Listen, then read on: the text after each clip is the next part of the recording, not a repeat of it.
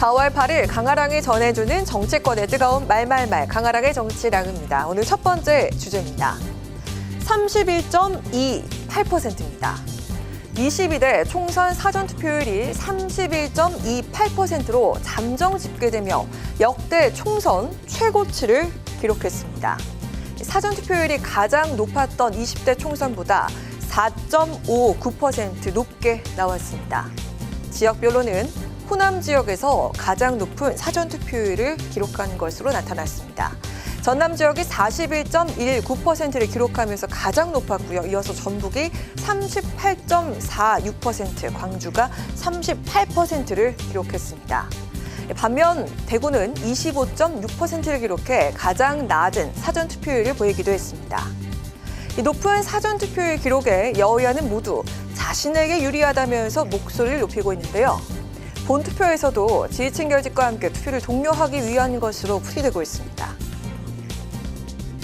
보수 정당이 불리하다 이런 분석들이 많은 것으로 아는데 제가 겪어본 이렇게 최근의 판세들을 읽어보게 되면 결코 불리하지 않다. 120석에서 140석 이렇게 하고 싶습니다.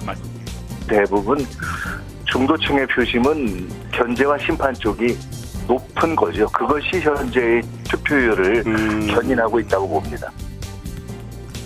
이런 가운데 더불어민주당 김민석 총선상황실장의 최근 발언이 화제가 되고도 있습니다. 바로 이 사전투표율을 예상 적중했기 때문입니다. 민주당은 총투표율 71.3%, 사전투표율 31.3%를 목표로 노력하겠습니다. 마지막 소수점은 조금 운이 작동했죠. 죄송하지만 유세단 이름이 더 몰빵13입니다. 그래서 마지막 수치는 31에다가 31.3을 붙였는데 총선이 이제 이틀 앞으로 다가왔습니다. 재외국민선거 투표율과 사전투표율이 역대 최고치를 기록한 22대 국회의원 선거. 총투표율도 최고 기록을 경신할 수 있길 기대해보겠습니다. 두 번째 주제는 국회의원 배지에 담긴 진실 혹은 거짓입니다. 오늘 22대 국회의원 배지 사진이 공개됐습니다. 국회의원의 상징이라고 할 수 있는 금 배지에 잘 알려지지 않은 재미난 사실이 숨겨져 있습니다. 국회기 및 국회 배지 등에 관한 규칙에 따르면 국회의원의 배지는 수는 99%에 도금 1%로 만들어진 은배지라는 사실 알고 계셨나요? 또한 배지에는 국회를 상징하는 국회 휘장이 담겨 있습니다. 국회 휘장은 무궁화 안에 국회라는 이 한글 두 글자가 새겨져 있습니다. 무궁화 안의 원은 다양한 의견을 대화와 타협을 통해 하나의 결론으로 수렴해내는 의회 민주정치의 본질을 상징합니다.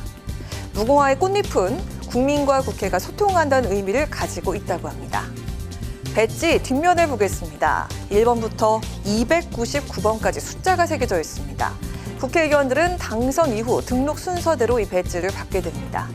현재 국회의원 배지 모양이 만들어지기까지 이 배지도 다양한 변천사를 거쳐왔습니다. 기본적으로 무궁화 모양을 한 가운데 한자나 한글로 국자가 써 있는 걸 볼 수가 있죠. 하지만 19대 국회 후반기부터 한글로 국회 글자가 담겼습니다. 자, 여기에도 재미난 사실이 있습니다. 한글 국자를 거꾸로 뒤집어서 봤을 경우에는 논으로 비칠 수가 있어서 한자로 바뀌었다고 하는데요. 한자에서 다시 한글로 바뀐 시기가 또 있었습니다. 한글을 주로 사용하는 현실에 맞추자는 이유도 있었고 공문서에 한글로 작성하도록 한 국어 기본법 취지를 살리기 위함이었다고 합니다. 이 배지 안에 한자가 한글로 변경되기까지 3대 국회 노력이 필요했다고 합니다. 다양한 시도와 변화 끝에 탄생한 22대 배지, 과연 어느 후보의 손에 돌아가게 될까요? 지금까지 강아랑의 정치랑이었습니다.